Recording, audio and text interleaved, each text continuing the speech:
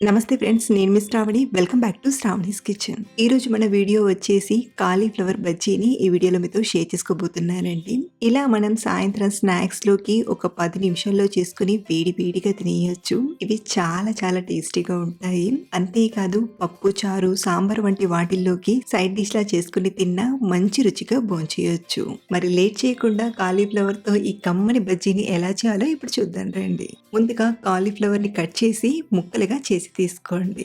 ఇక్కడ నేను ముక్కలు వచ్చేసి పావు కేజీ వరకు తీసుకున్నానండి. అలాగే ముక్కలు మరీ పెద్దగా మరీ చిన్నగా కాకుండా ఇలా మీడియం సైజ్ లో కట్ చేసి తీసుకోండి. సో ఇలా కట్ చేసిన ఈ కాలీఫ్లవర్ ముక్కలను ఒక గిన్నెలోకి తీసుకొని ఇందులోనే ఒక అర టీ స్పూన్ ఉప్పును తీసుకోండి. అలాగే నీళ్లను బాగా వేడి చేసి ఈ కాలీఫ్లవర్ ముక్కల్లోకి తీసుకొని ఒకసారి కలపండి. ఇలా మనం వేడి నీళ్ళని వేసి ఒక 5 నిమిషాలు నానబెట్టామంటే ఇందులో ఉన్న ఇంప్యూరిటీస్ అన్ని సెపరేట్ అవుతాయి. కాబట్టి ఇలా కలిపి మూత పెట్టి ఒక 5 నిమిషాలు పక్కన పెట్టండి. 5 నిమిషాల తర్వాత మూత తీసి ఇందులో ఉన్న నీళ్ళన్నీ వంపేసి తీసుకోండి. ఇలా కంప్లీట్ గా నీళ్ళను వంపేసి తీసుకున్నాక ఇప్పుడు ఇందులోకి కొంచెం ఉప్పుని, అర టీ స్పూన్ కారం, అర టీ స్పూన్ గరం మసాలా పొడిని తీసుకొని ఒకసారి ఈ కాలీఫ్లవర్ ముక్కలకు బాగా పట్టించండి. ఇలా చక్కగా కోట్ అయ్యేలా ఒకసారి కలిపి వీటిని రెడీగా పక్కనుంచండి. ఇప్పుడు పిండిని కలపడానికి ఇంకొక బౌల్లోకి ఒక కప్పు శనగపిండిని తీసుకోండి. వెయిట్ వైజ్ 120 గ్రామ్స్ వరకు పిండిని వాడుతున్నాను. ఒక 2 టేబుల్ స్పూన్ల బియ్య పిండిని తీసుకోండి. ఇందులోనే ఒక టీ స్పూన్ కారం, రుచికి సరిపడా ఉప్పుని, అలాగే అర టీ స్పూన్ వాముని ఇలా చేతిలోకి తీసుకుని కొంచెం నలిపివేయండి. దీంతో మనకు ఫ్లేవర్ అనేది బాగా తెలుస్తుంది. అలాగే ఈ బజ్జీలు తిన్నాక హెవీగా అనిపించకుండా త్వరగా డైజెస్ట్ అవుతాయి.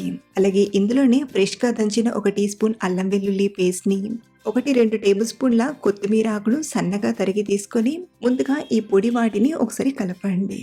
ఇలా కలిపాక ఇందులోకి ఒక చిటికెడంతా వంట సోడాను తీసుకోండి.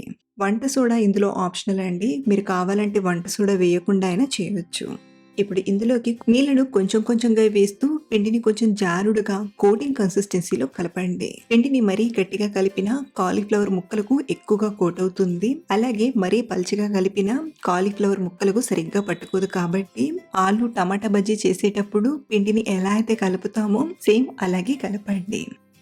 చూడండి, ఈ మాత్రం థిక్నెస్ ఉంటే సరిపోతుంది. సో పిండిని ఇలా కలిపామంటే బజ్జీలు వేయడానికి పిండి తయారైపోయినట్లే.